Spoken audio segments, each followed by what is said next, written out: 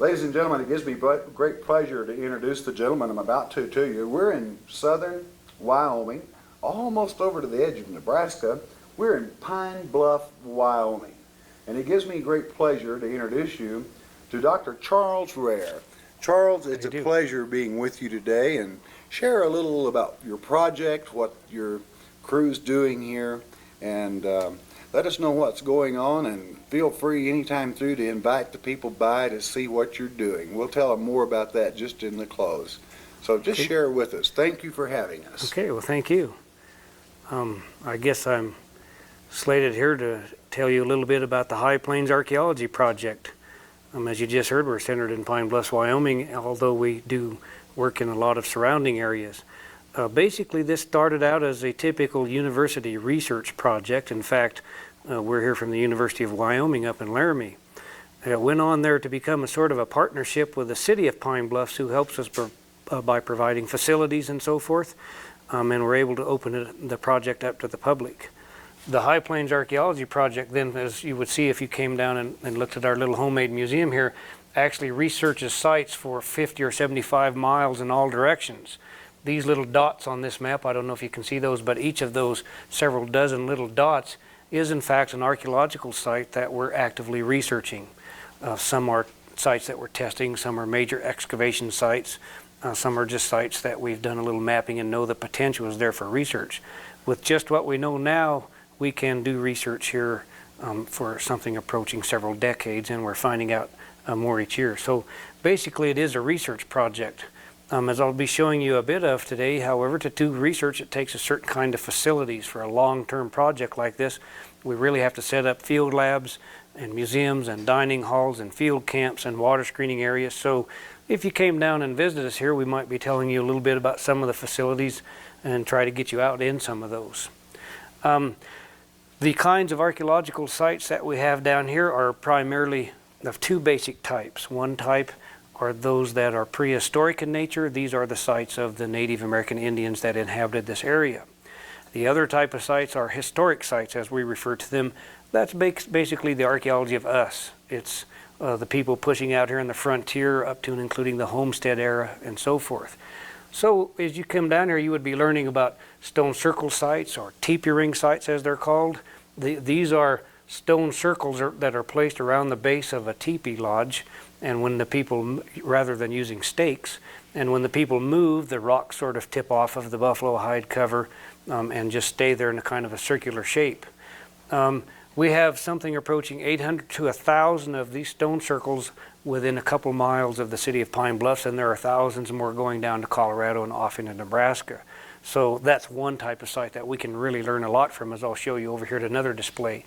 We have rock shelters where people would live underneath of a rock, kind of an overhang. We have prehistoric defensive fortresses. We have stage stations, cavalry training bases, buffalo kills, prehistoric trails, a whole complex of sites then, with Pine Bluffs kind of being our base of operations so we can work out into those.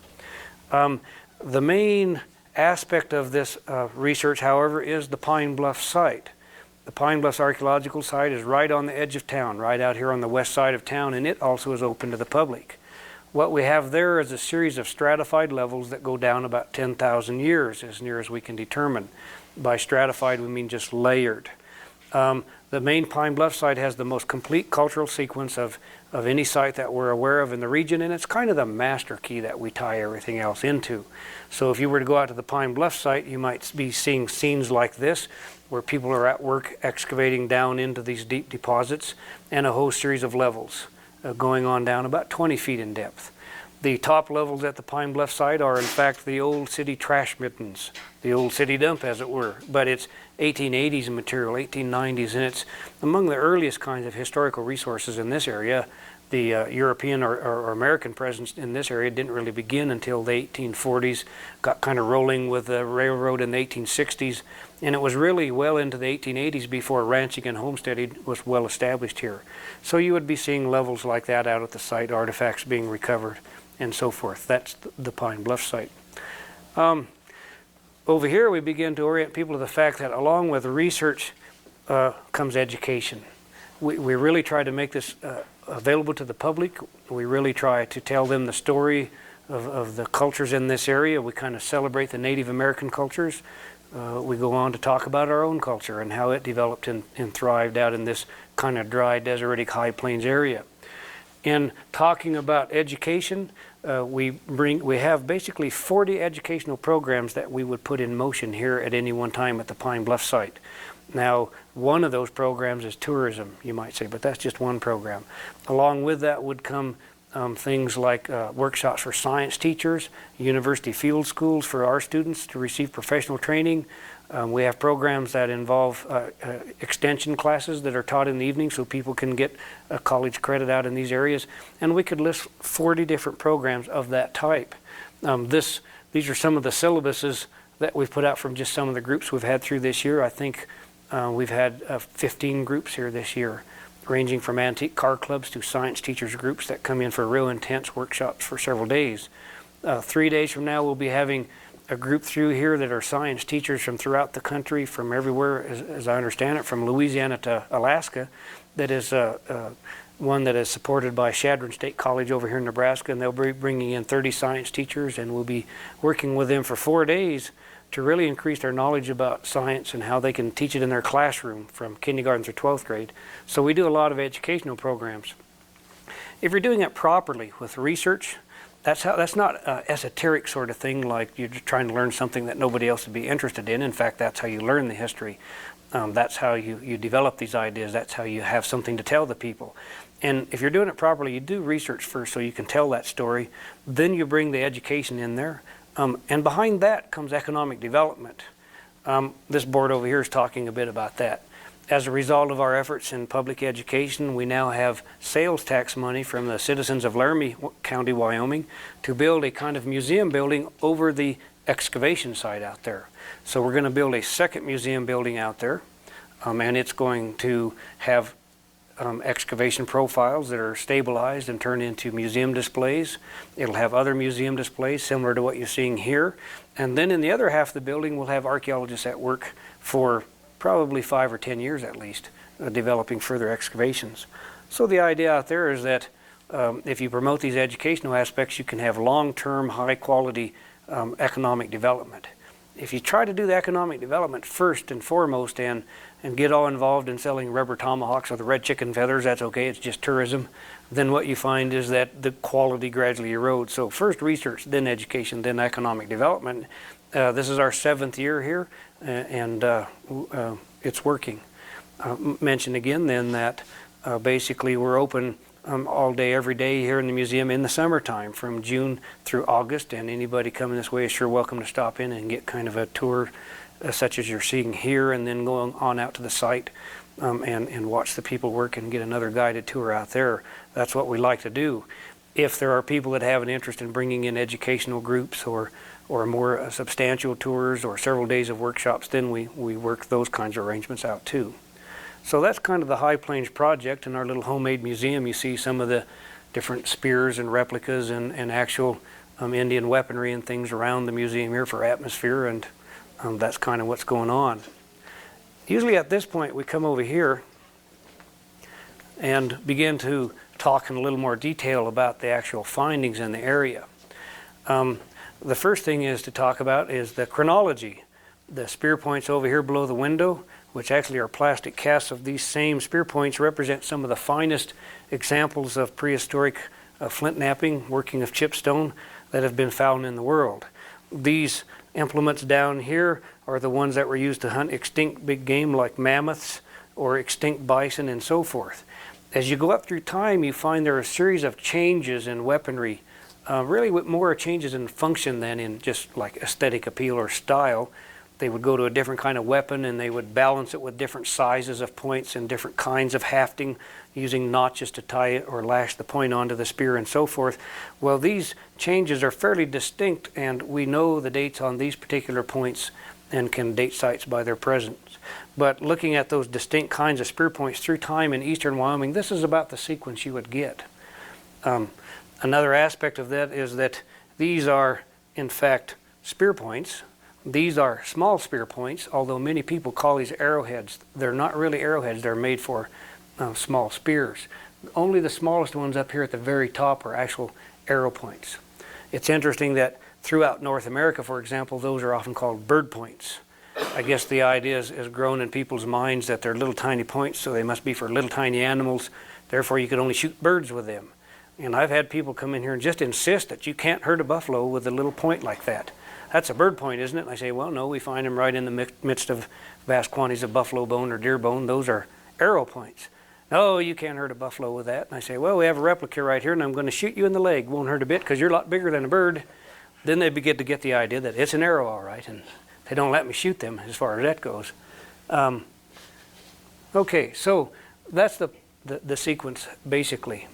I'm going to wander back over here now that I think about it. I guess told me I could be a bit freewheeling here. This is the kind of weapon that would be utilized with those small spear points. Let me just see if I can get this replica down off the wall here. Basically, this is called an atlatl. That's an Aztec word. Atlatl means a spear and spear thrower, and it was thrown with a throwing stick like this. It has a kind of a hook in it, so that you butt the spear, which has a cup in it, into the shaft of the spear like that, the throwing stick that is, and then you throw it kind of like this. When you come over with that stick, you push it out with that stick, and that propels it with much greater velocity and distance than just a regular thrown spear or something like that. This, for example, is like having a longer arm, more leverage. You can throw it further like you had a longer arm. Also, this has spring to it, so it's kind of like half a bow. It has a kind of a bow-like spring that compresses and then propels the spear with even greater velocity. And some of the darts, the thin whippy darts, not so much like this one, but certainly we have various replicas and modern ones.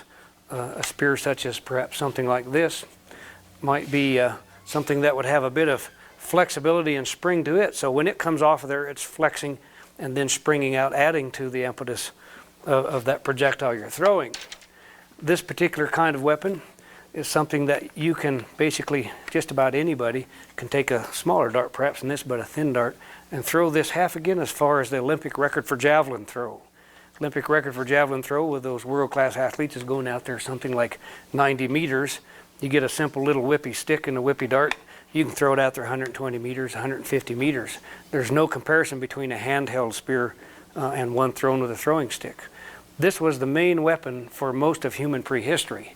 This is what the people call arrow points, or actually small spear points, were usually attached to. It had kind of a detachable foreshaft in many instances. This particular replica here is one that was an idea we have that it was tied with kind of a toggle-like effect and would come all undone and snag in the bushes, and this would be moving around in the animal, and that animal would not go very far. Kind of a not the best sort of thing for the animal, but that's how they made their living. In many cases, though, they just had a foreshaft, and they would just carry a bag of these rather than a quiver of arrows, and when you run up and pick your spear up where it's fallen off an animal, you just slap in another foreshaft, and you're right back in business. This was the main weapon for all of humanity for most of prehistory. People think it was the bow and arrow, but actually it was used by Australians into the modern times. It was used by Eskimos to throw harpoons. It was used by European people up to, say, 5,000 years ago in Europe. It was used up to about AD 500 in this area when they began to switch to the bow because of certain advantages it provides. A bow, you can be very accurate, and you can sort of use it in short range ambush hunting much better than this. On the other hand, this is the sort of thing you can take something like this and throw it on the run. You're flitting through the junipers after a deer, and you can throw it on the run. Try that with a bow sometime. It doesn't work very good. The fact of the matter is that this is quite a weapon. When you throw this thing, goes out there 100 yards, comes sailing down in a shower of darts, going 100 miles an hour, and if it hits anything, it knocks it flat. Bows got more velocity, in fact, and more accuracy, but this is the sort of thing that you can really do with it. With this weaponry right here, something very similar to this, the Aztecs simply decimated the Spanish conquistadors when they first attacked them in the Valley of Mexico in the 1500s. I mean, you'll hear about how the Spaniards, got in there, and these few Spaniards conquered this mighty nation. In fact, what happened was the Spaniards charged in there to attack them. The Aztecs showered them with big heavy darts tipped with volcanic glass or obsidian. They penetrated armor, they killed horses, they simply sent the Spanish reeling back in defeat, until they learned through a bloody battles over a series of months to get about 4,000 Indian allies out in front of them eating darts until the Aztecs ran out of spears. And that's the only way that they had any success in conquering them. The atlatl, something we like to talk about, something we like to show people. Get rid of this, I think, here. So, back where we were anyway, we're talking about these atlatl tips and so forth. About this point, people are interested in the prehistoric chronology seen here, but also they're very interested in the Indian tribes, the people that were in this area. Gosh, we had a couple in here the other day from Germany. They're very excited about things having to do with Native Americans over there, and they began to ask us what tribes were right in this area and so forth. So we bring them over to this little simple display here to answer that question. But it turns out not to be such a simple question, because all of the groups we know of as Plains Indians, all the historically known groups, about 30 groups in all, were not on the plains before AD 1500. There was a little ice age, that was called, a big upswing in moisture, a big upswing in bison populations. Bison on the plains probably went from 8 or 10 million animals up to 60 million in a few centuries, and most of these people moved out there to take advantage of those growing bison populations. So when you see this is mostly just northwestern plains tribes, but when you see Plains Ojibwa or Crow or groups like that, they were not out there before about AD 1500. And when you go right down here to eastern Wyoming, this is Pine Bluffs under here, under all this business, you'll find there were, for example, an earlier wave of migrants, Kiowa Apache and Kiowa, the Comanche, and they were followed by the more well-known groups, perhaps the Cheyenne, Dakota, or Lakota, or Sioux, the Arapaho and the Shoshone pushing for position. So all of these people kind of jockeying for position on the plains, and that's the answer to the question of who was here. All of those groups and more that we know of. The Comanche came all the way down from Wyoming. They in fact are a southern Shoshone group. My friends up on Wind River Reservation, they come down here sometimes and they see this and they say, "Oh, did you know Comanche, they really speak that Shoshone language?" I said, "Yes, as an anthropologist, I know that." Did you know that's so close to our language that they can we can talk to them, we can understand each other? They talk kind of like that when they're putting it on pretty thick, you know. And I say, "Yes, we knew that, we knew that." They say, "But they're extremely hard to understand." I say, They say, "They speak with a noticeable southern accent."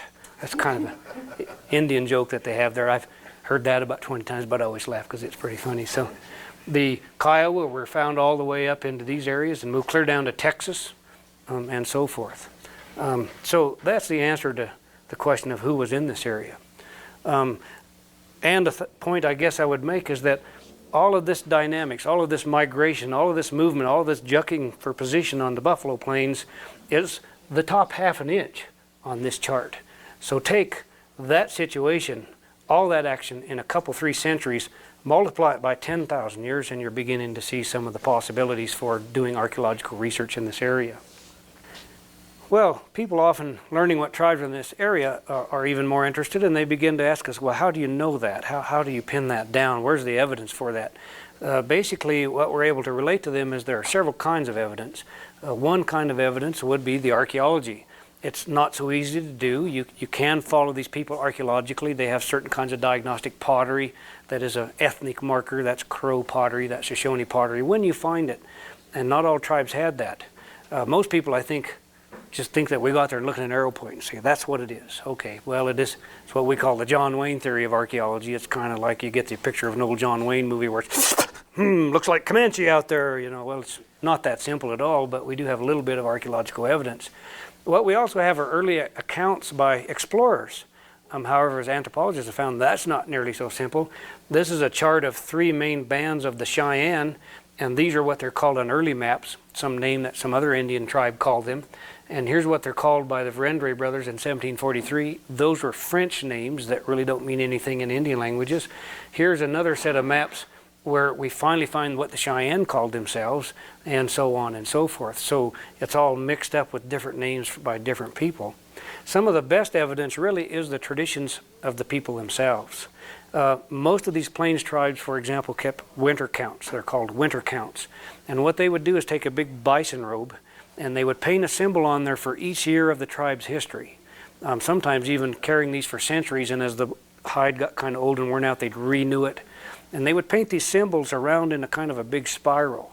And late at night you can envision the people sitting around in a warm fire in the winter in the teepee, and the old people telling the tribal history.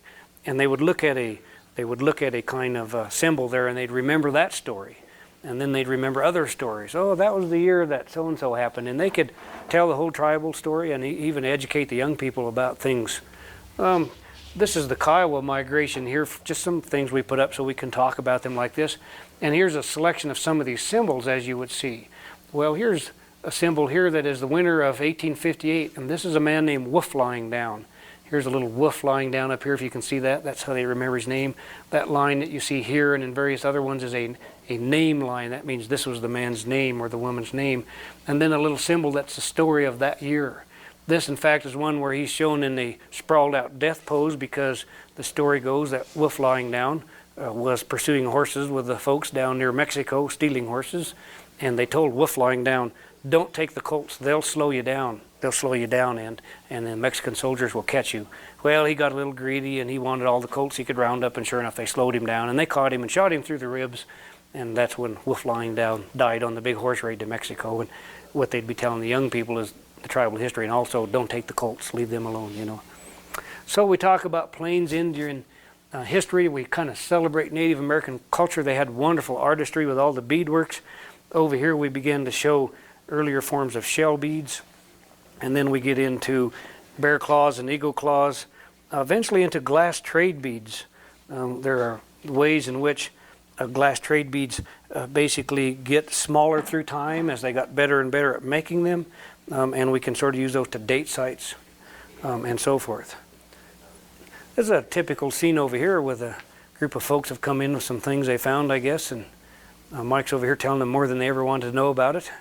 Meanwhile, Deborah's up here cataloging some of the collections from the upper levels at the Pine Bluff site. So it's kind of a working lab. It's a place where we like to get some of our work right out front. We'll show you some more areas in the back and invite people to come in and check out stuff. I think I'm going to be swinging through there in a minute, though, Mike, if I get you guys to move around there. We'll be there in just a second. Over here, for example, we're trying to develop our little hands-on things for the kids with shaft wrenches, where you would take, this is just a replica, but we'd show them how you could take this and straighten arrow shafts, and fire drills where you would come in here on something like this and make fire, you know, with tinder. Different knives, little games.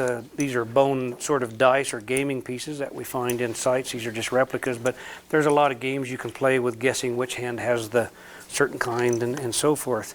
This is one the kids really like. Here is a pump drill replica that Mike Peterson has made up for us. And all it is a thong attached to this stick and a little stone flywheel that's been shaped out, and it works like this. It's a pump drill. Used by people throughout the world, and the kids figure that out right away, and you can kind of see what they've been doing here in the last few weeks, where they've got the board all drilled to pieces here. We're going to have to get some new drill boards. By the time we get over here, we've begun to introduce to people in our tour here that archaeology is indeed something that you learn from. A lot of people think we're in it for the artifacts, that we're looking for goodies, that we're trying to get museum pieces. And in fact, we like those kinds of things, but really what we're after is the information, it's the knowledge. It's what we learn from it that's important. So when we talk about the Muddy Creek sites over here in central Wyoming, and we talk about these large stone circles or teepee rings, we begin to talk about how from these teepee rings you can learn about social organization and about family size and group size and how they were organized. We look at something like that and we see a map of a social organization, not just a bunch of old rocks out on the prairie, as it were. Similarly, when we move around over in here, we begin to talk about what we call faunal analysis, how you analyze zoological materials and what you can learn from them. We put up displays where we can tell people more about how you look at juvenile mandibles and tooth eruption and wear, and therefore you can age the animal within about a month.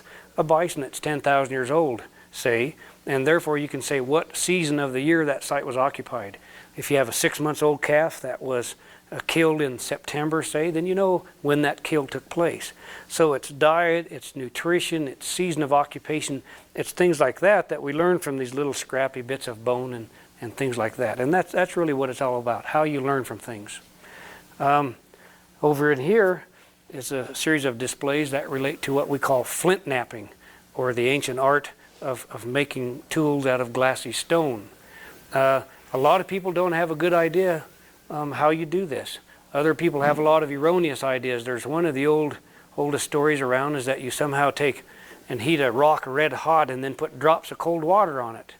And then that is the kind of thing that makes pieces fly off, and that's how you shape it. Well, you can't control that. It shatters your stone. In fact, what you do is use a series of hammer stones and antler knappers like this, and you take large chunks of rock and you break pieces off in a controlled fashion and then shape them down with different kinds of antler tools. So they go out and mine the stuff. They make a core or something like this, say, then you can take flakes off of that all the way around it and begin to make the pieces of stone that you need to do the very basic tool types. This is a specialized kind of a core from Mesoamerica where little thin blades have been taken off. When those blades come off, they look about like this.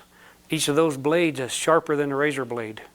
Notice I didn't say pert near as sharp as, or kind of as sharp as a razor blade. These have a feathered out edge, several molecules thick, that's like basically feathered out glass, and it's sharper than a razor blade. And that's the kind of property that you can exploit to make a whole series of different kinds of tools.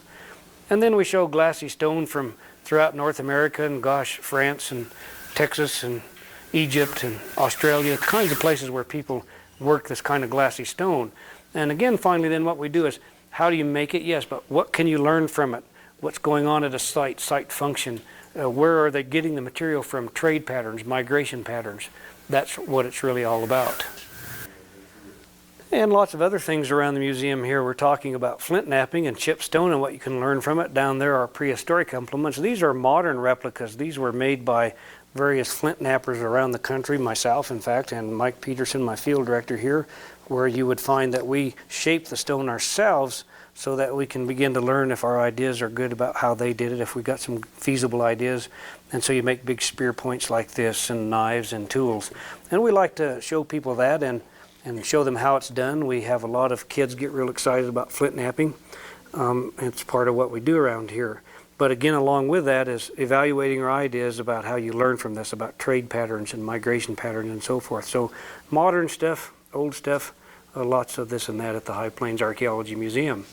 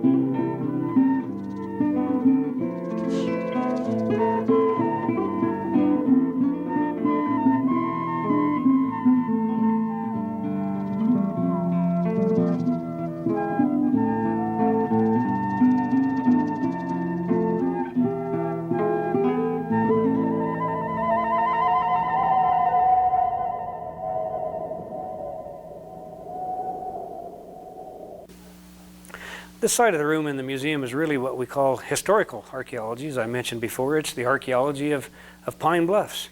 And basically, Pine Bluffs was a small town that was sort of prominent in Wyoming history. In the 1880s, there were more cattle shipped from the railroad right here than any other place in North America. It was kind of the end point of some of the cattle drives when they weren't going clear to Montana for the gold fields, and they were just bringing the cattle up here from Texas. In fact, the Texas Trail, as it's called, went through Pine Bluffs on its way to Montana, and they shipped a lot of cattle from here. But it's a small town. A lot of people didn't write much down about it. There's almost no real history as far as written material goes about early day Pine Bluffs. But what we find is by excavating the historical materials, we can learn a lot about daily life in Pine Bluffs. So you would see things that, gosh, some people think it's trash, and we think it's treasure, you know. They wonder, well, we know they were using knives and forks. What do we care about that? But we say, oh, well, how about this place where in 1905 they cleaned out the basement of the drugstore, and we were able to excavate a little trash midden, and we got a 1894 quarter and a 1904 nickel and old store tokens and, you know, different things, watch fobs, military buttons, different kinds of things. We learn a lot about children's play, different kinds of toys and so forth. And then there's references you can look up. These little ceramic dolls are sometimes referred to as frozen Charlottes. And we wondered why that was, and finally tracked down that there was a ballad by William Lorenzo Carter in the 1840s, I think, back in New England, about a young lass who was going to the New Year's ball, and she was too vain to put on a heavy cloak and crunch down her crinoline and lace, so she went in an open sleigh with just a coat, and the song goes on about, are you all right, Charlotte? Yes, yes, she cried, her lips a-trembling. You know, they were kind of flowery in those days. And sure enough, by the time they reached the ball, she had frozen. So anyway, interesting tidbits. And over here are just, gosh, what could be more trashy than stuff like this, old broken crockery. But many of these have on the bottom maker's marks, they're called. And those maker's marks are things we can look up in these references. This is in fact a key reference that is from the journal Historical Archeology, and in there it gives you the date and place of manufacture, so we can begin to date sites. We can learn about economic systems on the frontier, commodity flows it's called. So even broken crockery, things like these old dishes, this is something we learn something from. Another good example is over here, a display we're putting together on bottles. Broken, or even broken, not even just complete bottles, are something we can learn to read like a book. We look at the mold seams, and we talk about dating, and we talk about nutrition and diet and what people were doing for patent medicine. So this whole display over here is just how you learn from bottles, what you can do with dating and different kinds of things like that. This specific site's kind of interesting. This is Camp O.O. Howard. Camp Howard was a military camp of instruction in 1885. It's not well known, and in fact the location of it basically had been lost. But in 1885, it's kind of the tail end of the Indian Wars, and they didn't want to lose their ability to instruct troops in convoying in enemy territory, their ability to bivouac and put up fortifications on short notice. So they brought troops in from Fort McPherson in Nebraska and Fort Robinson in Nebraska, and troops from Fort Laramie, I think, over here in eastern Wyoming, and Fort D.A. Russell, now F.E. Warren Air Force Base in Cheyenne. And they brought them all down here, about 500 of them, under the command of Dangerfield Parker. There's Major Parker in here. And in any case, they had them for several weeks go through a whole series of exercises. It was known that this was down here just outside of Pine Bluffs, but that's all that there was to it. We began to look around and believe that we have discovered some of the fortifications and some of the camping areas from Camp Howard. We're not sure of that. We have military pattern shovels, and we have a cartridge, and we have some other implements that we think are tying us into Camp Howard. We don't know that, so at this point it's still officially designated as the Hopefully Howard site. Digging out here at Hopefully Howard, we're finding a lot of stuff that's on display here and in the back. This 4570 is what the troops would have been carrying. This is an old gun, but not certainly one that we found, but just for museum purposes. And this saber is what the officers would have been carrying. So these guys in these pictures are carrying a gun just like this. This is exactly the type they would have had. And the officers in this picture have these sabers draped all over it. It would have looked like that. One of the folks that's not with us this year, but is a military expert, historian, James Harrell from Cheyenne, by researching the archives at D.A. Russell, stumbled on to Dangerfield Parker's journal, and he got Xeroxes of that and then transcribed them with a typewriting. And then he discovered this one here that said, this afternoon the battalion will be formed for the purpose of having a photograph taken, first call at 350, etc. And he said, if the Army took a photograph, then it's going to be somewhere. And then he finally found the photographs at the Fort Laramie archives. And so now here's the groups that gathered at 350 on September what was it, September 16th, 1885 for the picture, and when they went on parades or put up tents and fortifications, we have the pictures of all that. So that's kind of interesting, a bit of local history. This is one display that we like to emphasize a bit here because, number one, this is one of the most spectacular archaeological sites in the world. This is the Vor Buffalo Jump. And number two, this is sort of my other project. We're attempting to develop another research center and educational center up in northeastern Wyoming based on this site, where some of the things we're doing here at Pine Bluff are kind of serving as the model. The Vor Buffalo Jump was a classic Plains Indian buffalo jump. Many people, I think, have heard how they would gather bison carefully together and stampede them over a cliff. And indeed they did. Of course, the artist's rendition, usually like this fine Dave Pauly painting here, usually has the Indians gazing majestically over the horizon while the buffalo gaily leap to their death. It wasn't quite like that. It was a dangerous, hot, nasty, dirty business in which you had these huge numbers of large, dangerous animals, and you had to induce them to go into a stampede where the ones in back of several hundred animals would force the front ones over the cliff. These front ones would basically put the brakes on. They would try to stop. They're very agile sort of animals, indeed. But the back ones would crowd them over the cliff, sometimes then following in the confusion and dust themselves. As a result of this, at the Vor Buffalo Jump, they were using a large round sinkhole with kind of cliff-like edges to stampede buffalo down into this, where they would be crippled, killed, and so forth. The survivors would be filled with arrows, and then the Indian folks were able to put up ton after ton of prepared meat, dried meat, pemmican, and so forth. A buffalo jump like this, with several hundred animals being killed and processed, meant an easy winter where you went hunting when you wanted to and sat around playing with your children and telling stories. A failure of a jump like this could mean a hard winter hunting all winter to keep your family alive, and we have accounts of Cheyenne men who would return with frozen hands and feet from being caught in blizzards. So this was really a classic Plains Indian site, and at the Vor site, between about AD 1500 and AD 1800, only 300 years, the ancestors of at least 5 Plains Indian tribes ran as many as 20,000 animals over the edge of this cliff and butchered them down, rendering them completely down, and in many cases taken 3/4 of the bones away to be processed further for bone grease, marrow, and so forth. So what you have here are a series of levels going down into the site, going down to about 20 feet below ground. You're seeing some of the thicker levels here, but in fact there are thin levels above, and as I say, about 20 levels. Each one of those levels is 100 feet across and is just a complete midden of butchered bison bones. Sprinkled liberally, I guess, with arrow points of these types. It's the history of the Plains Indian groups, some of which moved on through Pine Bluff later, and it's a very spectacular, exciting site.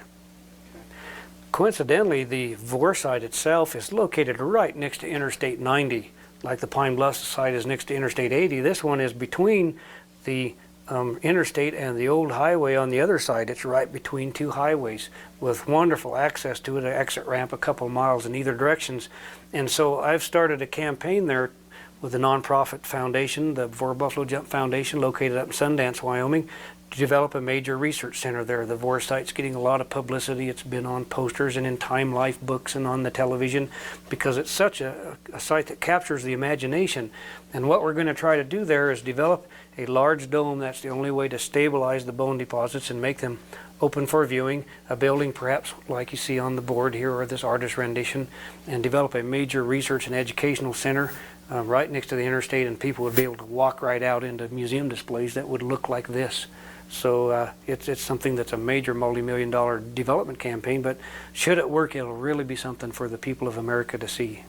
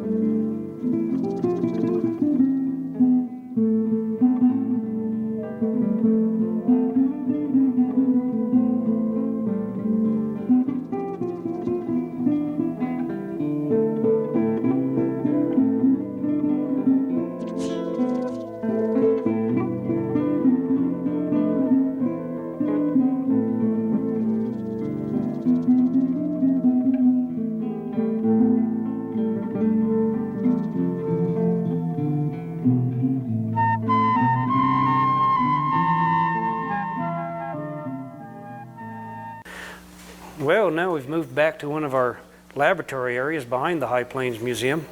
And basically what you're seeing here is a crew of students who actually have worked their way into becoming professional archaeologists. This is how many of our students put themselves through school, is by excavating and working in our labs in the summertime. What you're seeing here is what we call matrix processing, which is a fancy word for picking through the deposits from water screening, to look for little tiny bits of flakes and bones and gastropods or snails that can tell you about past climates. And what this means is that you can recover a lot of bits and pieces that are very informative. We get thousands of these things and accordingly can learn in some cases more than you can from just a few nice artifacts.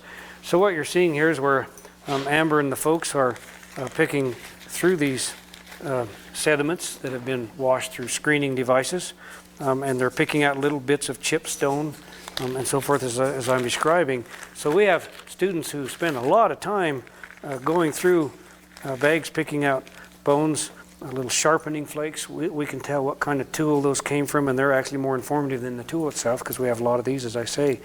And as you can see, it's a fairly tedious sort of process. And that's what these guys are doing, analysis of archaeological materials. Oh, in the background is our ethnobotany display. We like to talk about how you live off the land, I guess, and in some instances kind of trying to promote an Indian viewpoint, a conservation kind of viewpoint, because they were able to live off the land without destroying it, you might say, and certainly whereas we support larger populations now, the idea that there is more to the environment than you might realize is a good thing to come up with. So we have displays on edible plants, and I might add, eat them. We have workshops here where we go out and gather edible wild plants and then have kids and so forth try them out. There's a lot of fun, wild plums. We get people into weaving mats and doing cordage and so forth. So edible plants, little bits of stone, bones, that's all part of what we do. Just some back storage areas, but again, the idea is we like to bring people back here and show them this, have them sit down and try it, have them look what's going on, have them ask questions. With the backdrop of an old melodrama curtain, here are butchered bison bone, bag after bag of butchered bone from the Donovan site down near Sterling, Colorado, flakes, different kinds of artifacts, dirt, fire pit samples, geological samples. You have to have facilities like this, processing and so forth. And over here, Mike's demonstrating flint knapping to a family group. It's kind of interesting. It's some of the things we do. Okay, I've had my say. I feel better now. Mike, you want to tell us what you're doing? I'm shipping a little late prehistoric arrowhead out of some obsidian, some natural volcanic glass, using a white-tailed deer antler here, and about ready to notch it. Need to do a little grinding on the edge to shape a little more.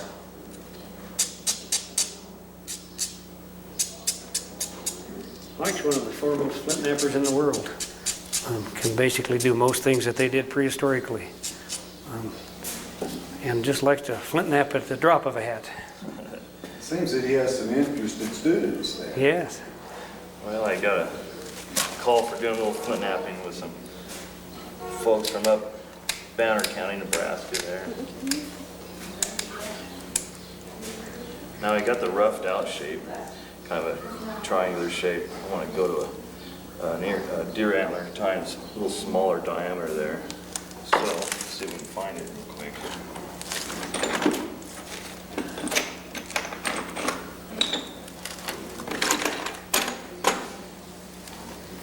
Need to sharpen it down. Yeah, I guess this flint knapping, this replication is something where, as I said before, we really evaluate our ideas about what works, what doesn't work, get a real good feel. Plus, as you see, it's educational. People like to watch it, and we learn about prehistoric technology. And I guess I'd have to say it's kind of therapeutic. You take these big rocks and break them up into small rocks, and then you feel better about it. But I guess having that demonstration well underway, we're going to move on out to the Pine Bluffs Archaeological Site, and we're not up and running with a full crew there today, but we can show you a little bit of what's going on out there.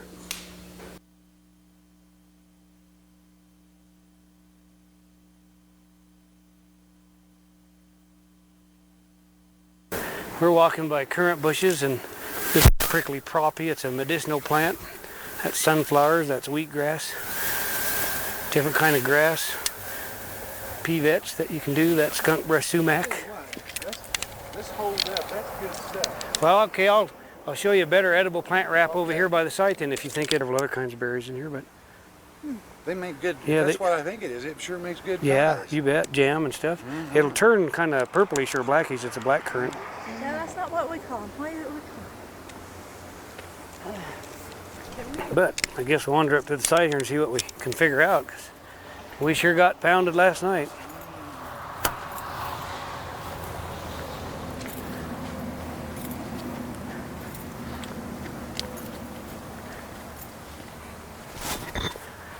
Well, we're out here standing on one of the excavation areas at the Pine Bluff site. What you're looking at are some wide trenches that we're digging through the old historic trash deposits. Basically, we're dealing with the history of frontier pine bluffs, in this case the homestead frontier, about 1900 and going on back to 1880.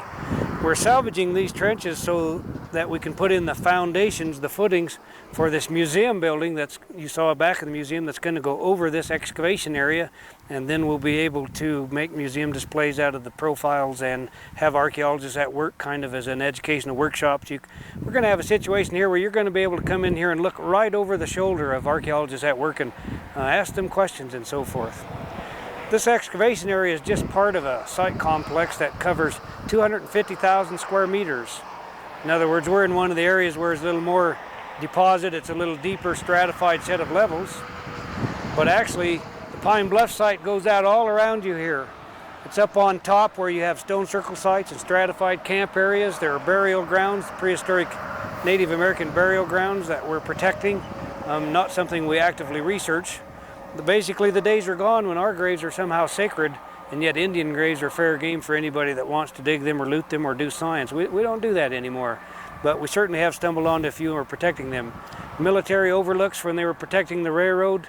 There's 250,000 square meters of site here, and we're just in one little area of it. So, thought we'd show you a bit. That's kind of the view that you'll have out of the big windows in our museum building when it goes up. Needless to say, right behind us is Interstate 80. There's about, something I guess on the order of 7 million people a year that go right by this particular site. So at any given time, it's nothing unusual to hear all the trucks and things rumbling by here on Interstate 80. That little interchange area right out in there is what we call the Frontier Crossroads. Standing right here, you're looking at a place where prehistoric Indian trails went across up and down these bluffs and out into Lodgepole Creek Valley. Those prehistoric trails were quickly followed by historic Indian trails. The Cheyenne moved right through there and record that in their traditions. And then we had early military explorations, the Lieutenant Bryan expedition and so forth, camped right out in there. Then the Overland Trail, stage line that went through there, the Lodgepole Immigrant Trail, the first transcontinental railroad. That's the first transcontinental highway, US 30. That's the first transcontinental interstate, I-80. Heck, last year we got the first transcontinental telephone fiber optic cable. It all goes right through there. It's been a busy crossroads for about 10,000 years, and that's why we refer to it as the Frontier Crossroads. Yeah, kind of an interesting tidbit of history, I guess. Kind of a high-tech version of an atlatl, or thin, small spear, and basically the wind's against us here, so I won't be able to throw them too far, and let's see, the sun's in my eyes, what else can I use for an excuse? But just to give you an idea that they do work, I'll just flip them across the draw down in there and not try to throw them real far. We'll throw a couple, 3 of them out there and just show you what happens if you just give them a little flip like this. Land over in that grassy flat. Okay, let's try another one. Let's throw this one a little further here. Just give her a little throwing motion.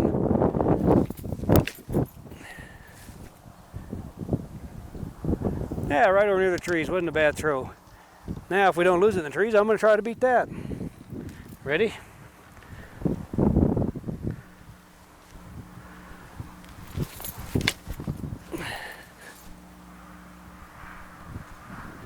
Last couple throws were right out there, probably just over the Olympic record for javelin throw, if we were to pace it off. So that's the idea on these things. Okay, go out this way.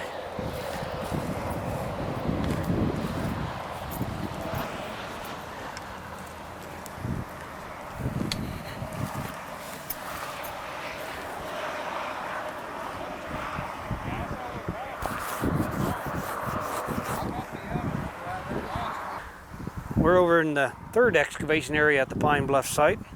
What we've got here is a little concentration of activity due to this feature right here. Now, when the ground surface was about 3 or 4 foot lower down in here, you could see how you had a little overhang. You could walk right back in here and it provided shelter for the rain or wind or snow, and consequently there's a whole set of fire pits and activity around those. Basically a big fan of the kind of debris, stone flakes, bones that you saw down in the lab there being picked through are very, very intense right in here, very thick. There are levels down in here where we map a 1 meter unit and dig 5 centimeters of matrix. We're mapping and pulling 1,000 items. It's items that only an archaeologist could love, I guess. But you get some arrow points here, bits of broken bone there, some ceramics or pottery sherds there, different stone tools. And that's kind of noisy here, isn't it? I told you about I-80 over there, I guess. But that means as you pull down through a 1 square meter unit here, you're mapping 1,000 things, 2,000 things, 3,000 things, 4,000 things, 5,000 things maybe, just to get down to the bottom of about that much sediment. So that's 5,000 artifacts, 10,000, 15,000, 20,000, 30,000, 35,000, 40,000, 50,000. You get the idea. This thing has a big fan with probably 250,000 little bits of butchered bone and sharpening flakes right out here in front of this rock shelter. The reason that there's so much activity here at the Pine Bluff site, in this place and in the other areas, is because what we have here is basically a little foothills outlier. All of these plants are what you normally would only find at the foothills of the Laramie Mountains, about 100 miles that way. But here we have all of these extra edible plants and deer and extra game and firewood and shelter right in here out in the old grasslands. Now when you put the riparian zones of Lodgepole Creek out there, kind of the zone that's along Indian River with other edible plants, and the foothill zone right in here, and the grasslands for bison hunting, you've got the best place to be if you're trying to earn a living off the land. There is in fact 50 edible plants within a few hundred yards of where we're sitting, 50 species of plants. If you go through here, you find over here we've got lemonberry or skunk breast sumac. Back in here are currants, yellow currants and black currants, good edible berries. And that's chokecherry back up there. Here's some of this lemonberry or skunk breast sumac. Back in here is Solomon seal. It gets a little berry on it. There are several edible species of grass. Prickly pear, which you can eat the flowers and eat the fruit underneath the flowers. Cook the spines off, burn the spines off and eat that. Yucca bulbs up there. Different kinds of edible plants everywhere you look. And then we could show you more. So we like to get people out here and show them these plants and have them eat them and so forth. That's really why all this activity is here. Down in here is one of our excavation areas where, in fact, you're not seeing the total depth of it. There are holes there covered up with shoring and plywood that go down to 20 feet below surface. And that's the thing we were talking about at the museum, that there are some 15 cultural levels stratified down in there, from things that were in the late Pleistocene or end of the Ice Age, right on up to the historic trash mitten. When you go down through this sequence, then you should be looking at where they cleaned up the drugstore in 1905, and right below that are trade beads and steel points from the Plains Indian tribes, the Arapaho and Cheyenne and so forth that we talked about. Below that is the Upper Republican culture, about AD 1300. It's called that because they moved out here from the Upper Republican River. That's the upper reaches of the Republican River, as opposed to Upper Republicans and Lower Democrats or something, I guess. And then it goes on down into levels that we call Plains Woodland, and then Early Plains Woodland, and then Late Archaic and Middle Archaic and Paleo-Indian. There's 15 cultural levels buried down here in this unusually deep soil deposit. The real sequence of history in this area is sealed into this site. Not the most dramatically rich site by most standards, but something we can learn a lot from. Well, we've moved down here into one of the excavation areas, the main excavation area, where, as I mentioned, we actually go down about another 6 feet below this floor. So imagine me standing down here with just my hat showing and then all of that dirt up above. And this is unfortunately kind of all shored up now. It looks more like a condominium blew up than an archaeological site or something, I guess. But we're holding the profiles that we developed, and here's then where we're going to strip all this and chemically and mechanically stabilize these and have these profiles stepping down to 20 feet below ground, and then this is where we're going to put a museum building over it. Again, those levels that you're seeing up there, you can only just get a hint of them here in the corner, but there's the old city trash middens on top, and then Plains Indian trade beads and steel points below that, and then right on down to a whole series of cultural levels going clear on down to about that black plastic where it'll be about 10,000 years old. Come in here and begin to see that in these varied levels we have a little sharpening flake there Oh, yeah. and a little artifact right there, and you can begin to see the charcoal specks throughout. This is fire-cracked rock or burned rock. Here's another little sharpening flake here. This is buffalo bone washing out here. Buffalo bone over here. Nothing there. More buffalo bone from another level up there. So you just get the idea that there's Wow, it's loaded. stuff sprinkled all the way down through here. Now, there's more buffalo bone there. There's a fire-cracked rock probably near a fire pit. Now that level is something approaching 500 years older than that level because it's buried more deeply. Charcoal flecks all the way through here. So the stuff's here. Sure is. Because of this intense rain, we'll come out here later today and tomorrow and just crawl over this bank, making sure there's not something like a real nice diagnostic artifact or arrow point sticking out, you know, because it'll wash it out. But that's kind of what we're doing. Just Doctor, we appreciate so much. well, thank you, sir. You're showing us through the digs, the work, the museum. And could you tell us how is it best that someone would contact you or any organization that wanted to come? Is it all right if we give them your mailing address, and are they welcome? Surely. As we say, from June through August, we're open at the museum all day, every day. The site, however, about every other weekend is closed down. You are welcome to come and look at it, but the crew are not working here. So you might want to check our schedule and see when the best time is to come here. Call High Plains Archeology in Pine Bluffs at 245, well, excuse me, I should say the area code for Wyoming at 307-245-9372. Write us at Box 32, Pine Bluffs, Wyoming. The zip is 82082. Or just get a hold of me during the winter up at the University of Wyoming in Laramie. And we'd be happy to arrange a group tour. Otherwise, just come on by. Well, thanks again very much for having us by.